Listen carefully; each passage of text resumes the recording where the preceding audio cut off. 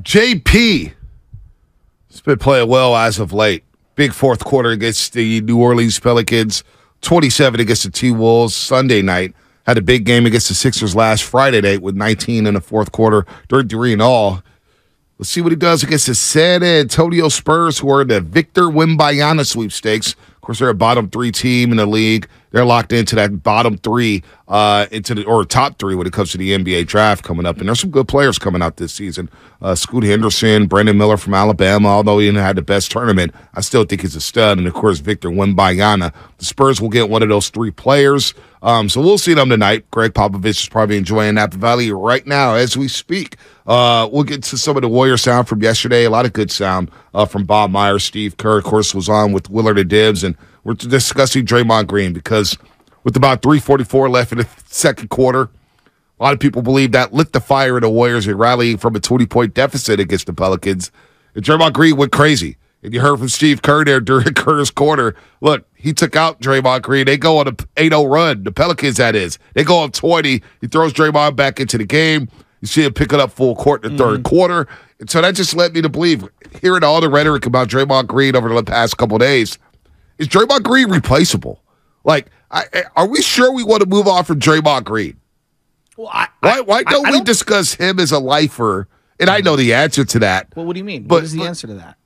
Well, I know the answer because of all the off-court theatrics, right? The podcasting, what happened to Trady Kip. What about his body breaking down as a player who's, having to go up against, like, it feels very footballish in the sense that, he's a smaller guy compared to the guys that he's guarding and crashing against those guys for 80-something games plus however many playoffs year after year. Right. Like, there's a depreciating aspect to his game that maybe other players don't have because they're jump shooters. Does that make sense? Yeah, I mean, you could say his body's breaking down, right? I'm not saying that it's broken down. I'm saying you're trying to project what will happen over the next couple years. Right. So he has the opt-in, and he can opt in for another year at $27 million. But you look at his career, this year he's played 68 games.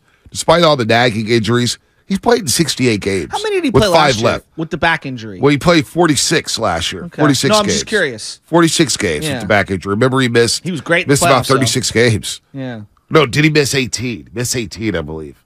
Wait.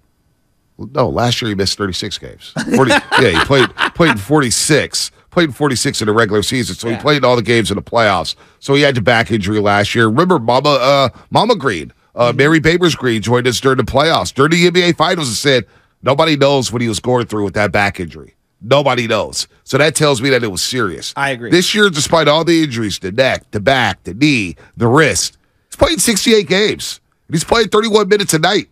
I mean, it's the most minutes he's played a night, basically since 2017-18. So he's still playing in a lot of games. So I'm not sure I'm ready to move off from Draymond Green. And we just don't discuss him as a lifer with the Golden State Warriors. And I wonder, and again, I know the answer to that, but why not Draymond Green? Don't you want him to ride into the sunset with Stephen Curry and Klay Thompson and maybe have a fairy tale ending?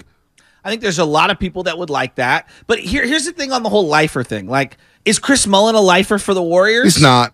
No, but I still consider him an all-time Warrior legend. Like, Rick Barry wasn't a lifer. No, he wasn't. Nate Thurmond wasn't a lifer. Wilt Chamberlain wasn't a lifer.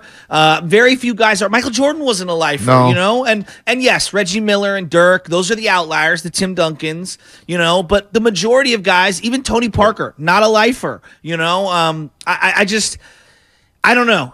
Here's the thing, though. You get a Warrior fan like Tyler Miller who says, and look, this is not shade at Chris Mullin. This is not shade at Rick Barry.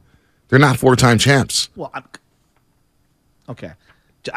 Yes, four-time champ. Those guys are all-time legends. They are all-time legends. They're all-time legends. Just because the team around them wasn't good enough, like you can't. I don't know. I have a heart when people say, "Oh, Chris Mullin didn't win nothing." Like, come on, man. No, I do too. One of the all-time. He was on the original Dream Team. It's no shade. It's no shade at Chris Mullin. I get triggered by that. No, but it's no shade at Chris Mullin and no shade at Rick Barry. And trust me, I love Bully. I hated reading that sentence because what Bully means to this organization and what he still means to this organization. However, there's going to be some fans who say he's not a four-time champ. I agree. And some of our best memories with the Golden State Warriors, Draymond Green was involved in. Well, I guess there's a little give and take here, right? Because if you're all about winning championships for the team, then At some point, if a person's not ready to accept a reduced salary or a reduced role, I don't know when that comes. Like, it could be a year from now. Could be 5 years from now. I don't know when that comes. But there has to be concessions made on both sides, right? Like, if the team wants to keep you around, are you willing to accept a different role or a different salary slot? Because there is a salary cap, right? This isn't baseball where you can just keep someone on as a fifth starter or as a sixth starter or as a utility guy till the very end. And then the other part of this is, are fans willing to accept even Kobe in the final couple years because he was such a legend? It was very difficult fielding a great team around him because of the salary that he had in place. Are you willing to accept the down years of a Brandon Belt at the end because he's a 3-time champion? I don't have that answer for fans. Are down years coming from Draymond Green? Because he's played at a pretty high level this year. You cannot dispute that. He's played at a high level. And I think Draymond Green, going back to his Michigan State days, he came into the league as a role player. I think he had no problem reducing his role with the Golden State Warriors, whether that means in the future coming off the bench, being a six-man, being less of a shooter, playing less minutes. I believe Draymond Green would be willing to adapt his game, but this is very interesting. Bob Myers would study But doesn't the price have to be right for both sides? Of course, he needs to feel the respect. But what is this worth? Is this worth more it's the $1 million in that locker room? Because the way Steph speaks about Draymond Green, the way Kerr speaks about Draymond Green, and the way Bob Myers talked about his relationship with Draymond Green, his value is worth more than what it is on the court. It's more than the box score. Of course. You think about what he means in that locker room here. I think we underrate that. We've underrated that with Draymond Green. We look at all the shouting and all the him berating the referees, but his value in that locker room obviously means something. Here's Bob Myers on his relationship with Draymond Green, the person. You work with somebody over a long time, you go through things with him. And Draymond is more than most players I've worked with. If you try, he'll let you into his life a little bit. A lot of guys don't do that. So, and he's got a lot going on in there. And he's very smart, and he's very sharp, and he loves the NBA. And so over the time we drafted, he was my first draft ever as a GM. He was obviously not the first. It was Harrison, then Zealy, then Draymond. I bet you would have a relationship with two, or you could. But you gotta be willing to deal with some stuff. Right. You want a relationship with him. There's times where you don't want to, but I think he's worth the effort. He's worth the effort. And you had to deal with things with Rodman. Interesting quote. It's an interesting quote, right? You got to deal with some things. There's some admission on some level that, there are days, like myself, like we've all experienced with Draymond, where you're like, I can't put up with this anymore, right? I mean, sometimes the guy's so maddening, like you realize all the value he brings, but yet he makes you want to trade him and cut him immediately. And then 2 possessions later, you're like, how could I have ever even thought that? And that's what makes him so frustrating. Well, there's a tolerance level of this, right? But I also believe, you're asking, what's his worth? Right. That's the $1 million question. I think the Warriors value him rightfully more than the Orlando Magic would. Yep. I think that the Warriors see all the other things he brings to the table, and I'm not sure if the Knicks would see those things. I'm not sure Draymond would be the same type of a player behind the scenes with a Knicks team, or I'm just using them as an example, Toronto Raptors. Pick the random It has to be team. a championship team.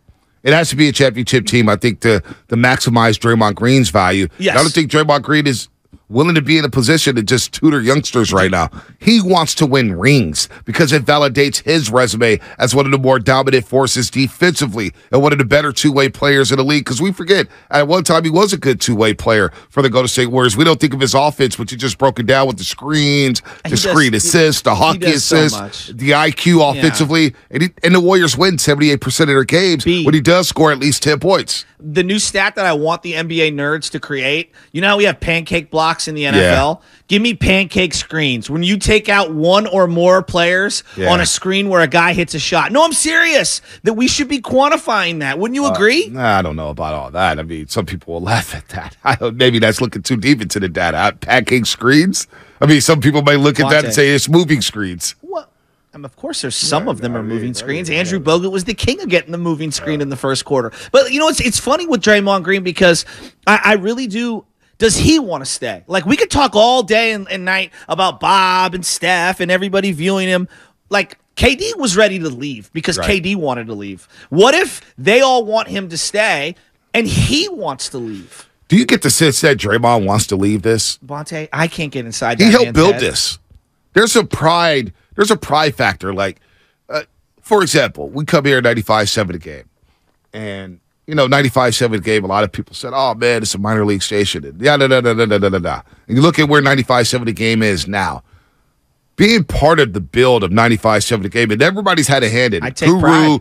Divs, Willard, Steiny, everybody's had a hand in helping build this radio station and making it respectable. There's a pride factor. Mm-hmm. So when you Draymond Green, and you drive into Chase Center every single day. Now, I don't know how he thinks. I'm not going to try to psychoanalyze him, but you got to think. You have to assume that there's a pride factor when he walks into that gym and he sees 4 banners. Totally. And he sees his picture up there with trophies and champagne. There's got to be a pride factor saying, I helped build this thing.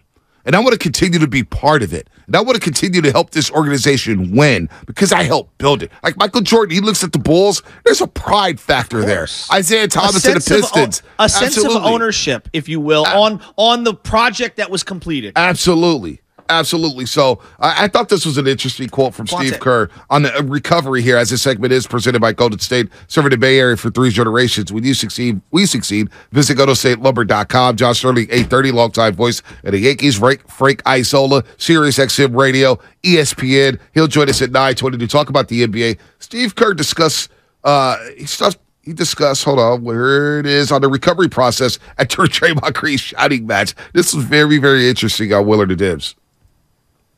It's like just being brothers. I mean, it's like nothing. You don't even take it personally. I mean, we don't even have to discuss anything. I think he texted me, that night after the game, and just said something like, appreciate you always allowing me the space, or whatever it was, something like that. And my response is, of course, like this is, we've known each other for 9 years, and we've been through everything, and we both understand that we're just trying to win, so we're gonna be on each other occasionally, and that's fine. It's just in the name of winning, and we can get through that.